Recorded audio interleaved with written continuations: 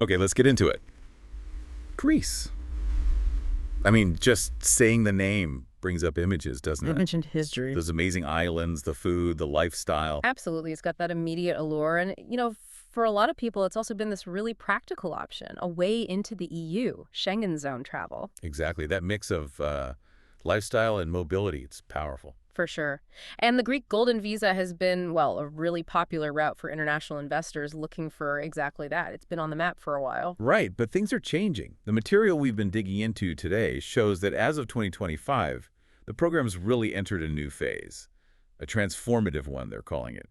It's all down to this new law, law number 510-00-2024. That's the one. So, yeah, this deep dive, it's basically your guide to understanding what the experts are saying about these changes. What's our mission then? We want to unpack these new rules, try to understand the strategy behind them, look at what it means for residency, the path to citizenship, and figure out why Greece, even with these changes, is still seen as a top spot. Okay, so let's start with the big shift. The analysis seems to point towards a really different philosophy now. What's the core change? Well, fundamentally, it's moved away from just like invest this amount anywhere, get your visa. Right. Now it's much more strategic. It's tiered. The amount you need to invest really depends on where you're putting your money. And in one case, the type of property. A tiered system based on location. Okay, tell us about the levels. So there are three main tiers now. Tier 1 is the highest. That requires a minimum investment of 800,000 euro. 800,000 euros. Wow. Okay, where does that apply? That's for the really high demand zone. So think Athens, the whole Attica region around it, Thessaloniki. The big cities. Yeah, and the super popular islands, Mykonos, Santorini, you know the ones. Plus, and this is important, any island with over 3,100 residents. Any island over 3,100. Okay, that covers quite a few then. It does. So 800K in those prime spots, that's a significant hike. What's the thinking there? Why so high? Well, the analysis suggests it's about trying to sort of cool down speculative buying in those hot spots. Right. By raising the price, the idea is maybe the investments will be more, let's say, substantial or aligned with broader development goals rather than just quick flips driving up prices. Okay, channeling investment differently in the hot zones. What's the next level down? That's tier 2. Here the minimum is 400,000. 400,000. And where does that apply? This is aimed at areas outside those tier 1 zones, so smaller mainland cities, towns outside Attica and Thessaloniki, a lot of the Peloponnese region, for example, and the lesser-known islands. Ah, so trying to spread the investment around more, encourage growth elsewhere. Exactly. The analysis points to that encouraging more balanced regional development, make it work for more parts of Greece, not just the big names. And I mean, it's also a more accessible price point than tier 1. Still a lot, but half the price of tier 1. Now, you mentioned 3 tiers. Is the original price point still available somewhere? That 250,000 level? Yes, it is, but it's very specific now. That's tier 3. It keeps the 250,000 minimum, but only for certain kinds of projects. Like what? Either converting a commercial property into residential use. Okay, turning offices or shops into apartments. Right.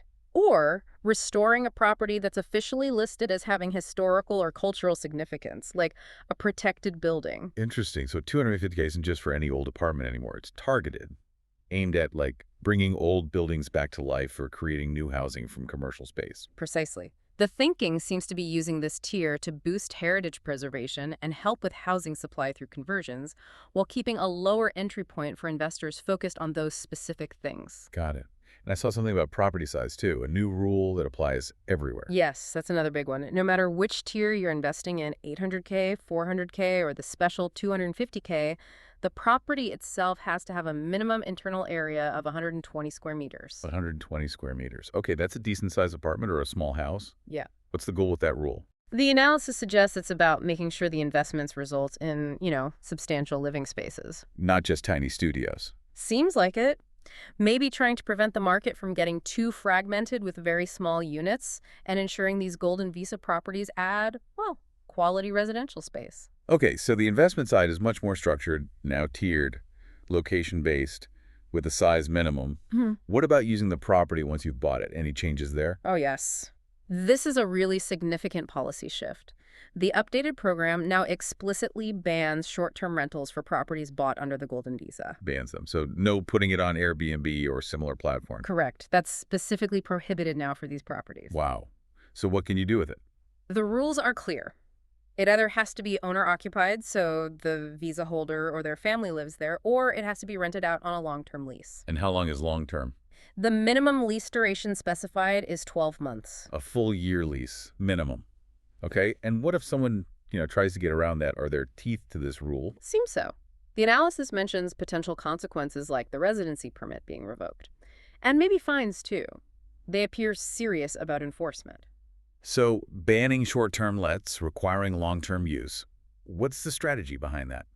Housing stability. That looks like the main driver, promoting long-term community integration and benefits rather than just facilitating tourist accommodation. Ugh. It seems like a direct response to housing pressures, especially in popular areas, pushing for more stable residential use. Okay, that makes sense in the current climate. Now, these new rules, the tiers, the usage ban, they apply from 2025. But you mentioned something about a window for people already in the process. Yes, very important point. There's a crucial but time-limited transitional window. It allows investors to potentially still get in under the old rules. The previous thresholds, like the 250K or 500K levels, depending on the area. Exactly. Those lower thresholds that were in place before this new law kicked in. Okay, this sounds critical for anyone who is maybe halfway through planning.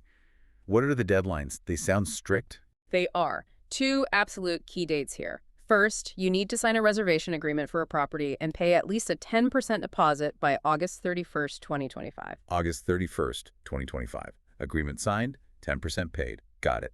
What's next? Then you have to complete the entire purchase, finalize the contract, pay the full amount by December 31st, 2025. End of the year 2025 to close the deal. So deposit by end of August, full purchase by end of December. What happens if you miss either of those 2025 deadlines? Then you fall under the new system. Any application after that point has to meet the new tiered investment levels, 800K or 400K, 250K specific, the 120 square meter minimum, and the no short-term rental rule. That window is literally the last chance to use the old terms. Okay, so that August to December 2025 period is absolutely vital for anyone hoping to lock in the previous conditions. That's the clear message from the analysis. It's a defined grace period, letting those already committed or close to it finalize under the rules they expected before the stricter regime takes full effect for everyone else. Right. Let's zoom out a bit. The Golden Visa gets you residency. But what about the long game? Does it lead anywhere further, like towards full EU citizenship? Yes, it does provide a pathway. It's not instant, of course. It's a process over years, but the route is there. It starts with the initial residency permit from the Golden Visa itself. And how long does that first visa last? It's a 5-year residency permit. Yeah. And it's renewable. One big plus noted in the analysis is that it covers the investor's immediate family too: spouse, kids under 21, even dependent parents. And during those first 5 years, do you have to actually live in Greece? That's a key benefit of the initial stage. The analysis highlights no mandatory stay requirement for the Golden Visa itself, and no language tests either at this point. You get the residency rights, the Schengen travel, without having to be physically present all the time initially. Okay, so a flexible start for 5 years. What happens after that? Can you stay longer? Yes. After holding that Golden Visa residency for 5 continuous years, and this is where it changes, demonstrating you've actually spent significant time in Greece.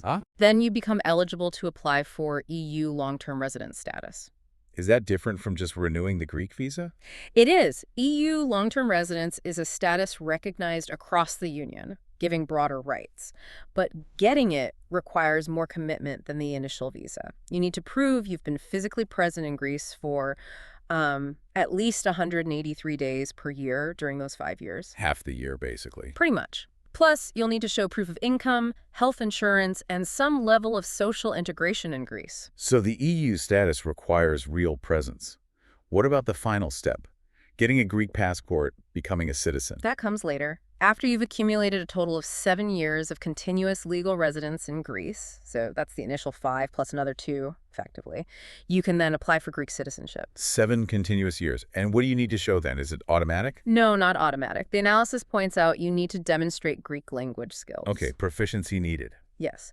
And knowledge of Greek culture, history, plus, prove you have actual ties to the country. You've integrated. So it's achievable, but requires real integration and meeting those criteria after 7 years. Yeah. And the reward is full EU citizenship. Exactly. That's the pathway laid out. Investment leads to initial flexible residency, which can transition to presence-based EU long-term residency after 5 years, and potentially full citizenship after 7 years with integration. Okay.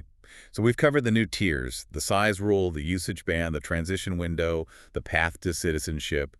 Given all these changes, especially the higher costs in some areas and stricter rules, why does the analysis still say Greece stands out? What keeps it appealing? Well, several core advantages remain. First and foremost, even with the changes, it still provides that fundamental access to Europe's Schengen zone.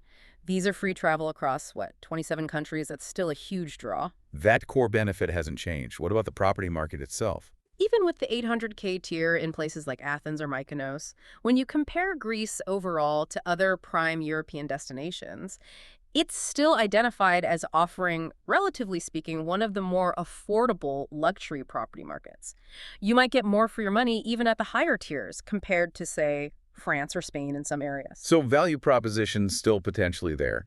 Are specific areas still seen as good bets?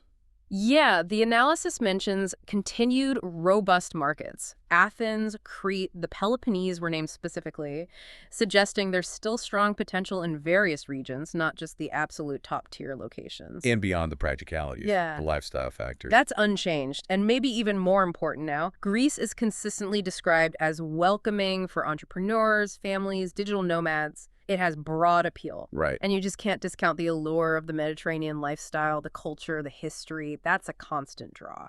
So the takeaway seems to be the program is definitely evolving, getting more regulated, more strategic. Yeah. But those fundamental reasons someone might choose Greece, the EU access, the relative property value in a European context, and that undeniable lifestyle, they're still very much present. That's what the analysis concludes. It's a shift, yes, towards maybe a more sustainable, integrated model. But the core appeal that put Greece on the map for investors, that's still there. Okay, let's quickly recap then for everyone listening. We've seen Greece's golden visa enter a new era in 2025.